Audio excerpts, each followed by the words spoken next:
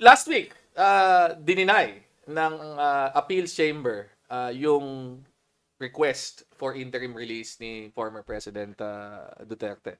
To be clear, yung appeals chamber, ito yung na-deny na to at the level nung nagtatry sa kanya. Di ba? Yung three-judge panel. Okay. Pero merong procedure within the Rome Statute na pwede mo pang iakyat yon to a higher body called the appeals chamber na mas madami. Five-member appeals chamber. And in this case, yung appeals chamber not only affirmed yung desisyon ng three-judge panel actually hearing the case, pero did so unanimously and rejected all three grounds na All the present nung defense.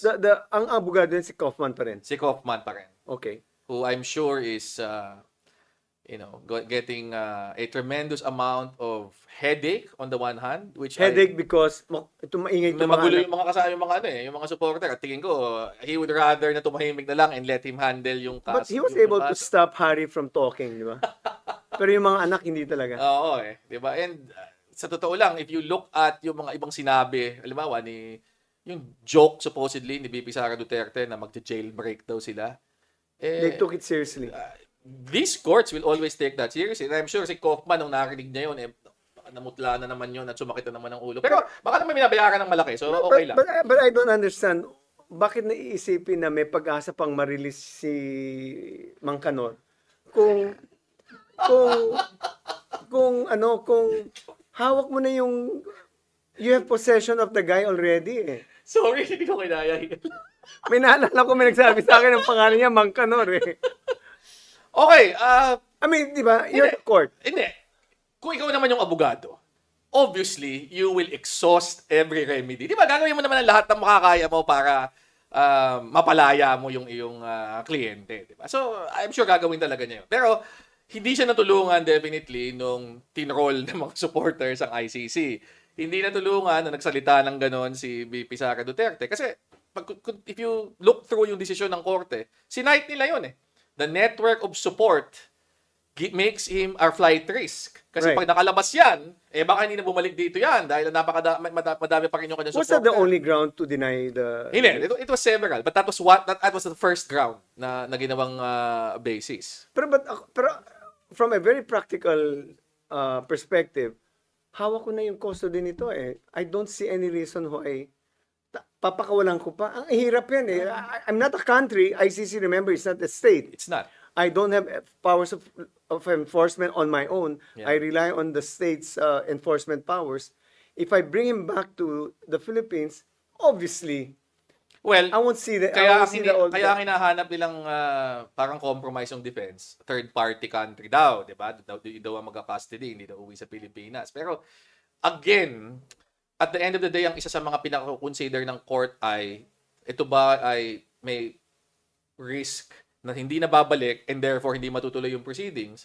At pangalawa, equally important, makakapakialam ba to doon sa court processes and yung safety ng mga witnesses.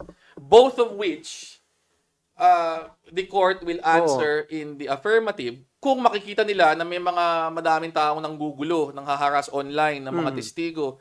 Nung isang araw, meron ako nakita, isa na naman sa mga influencers sila. Ang panawagan naman ay hanapin yung mga magtitestigo dito at puntahan at bantayan. Di ba, harassment na yun eh. Plain and simple harassment. So, makikita na naman yun ng ICC. Lalong, Don't you notice there's a pattern sa mga anak ni Duterte? They announce something prematurely. Like yung sinasabi mo, there's a third state willing to accept. How do we know that that's true? well, totoo. Di ba parang ang dami niyang sinasabi in advance na akala nila makakatulong. Ang Pero hilig nila, ang tanong nga doon talaga bang iniisip nila makakatulong? O talagang ang intention talaga ay isabotage yung sarili nilang kaso para manatili? not only that, baka maybe to pakitang inaapi yung tatay nila. Kasi meron na akong mga nakitang mga ibang mga supposedly analysis na sinasadya daw yan ni VP Sara Duterte because sa dulo, she actually benefits na having si former President Duterte in detention doon. Nagagamit niyang rallying cry while at the same time, siya yung mag-isang nakakapagsasalita dito without So, ginagamit niya yung sarili niyang tatay? may mga ganong nag-speculate. User pala to. Ako, Hindi nga lang drug, no? inuulit ko lang User naman pa ang mga naririnig-rinig ko eh. Hindi ko naman sinasabing sumasang-ayon ako. But that's pretty, well, that's for a political Pretty purpose. cold-blooded, di ba? Yeah, pretty cold-blooded. Pero speaking of cold-blooded, Fish? Buhaya? speaking of cold-blooded, may senador kasi nawawala na eh. Ilang linggo na eh. Dahil nga, supposedly, after nilabas ni Ombudsman Boying Rebula sa isang interview na, hindi, meron ng warrant. Nakita ko na. Para kay Senator Bato de la Rosa. Biglang si Senator Bato de la Rosa, hindi ko alam kung warm-blooded o cold-blooded siya, ay biglang nawala. At ilang linggo nang hindi nagpapakita. Welcome to the Worldwide Wrestling Federation, Senator Rock of the Rose! Bato de la Rosa. Wala. Nawawala. At balita ko, di ba sinabi ni Senator Ping, kailan ba kahapon o ng isang araw, na nag-text daw sa group chat nila, Talaga. na ang sabi daw, matatalo ko na boss yung record nyo sa pagtatago. O nga raw. Oh, pero, di ba, parang, hindi ko alam kung matatawa ka o mabubwisit ka o makawalan ka ng bilib eh. Kasi, di ba? Hindi, pero nakakawalang bilib talaga.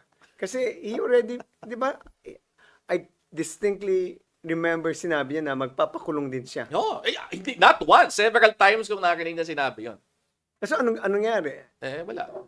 Pero- Pero, mapasok eh. Pero balita namin, nasa Davao daw siya. Sabi ni Senator Trillanes, si Sunny talaga, ang daming intel, ano? Talaga na pala.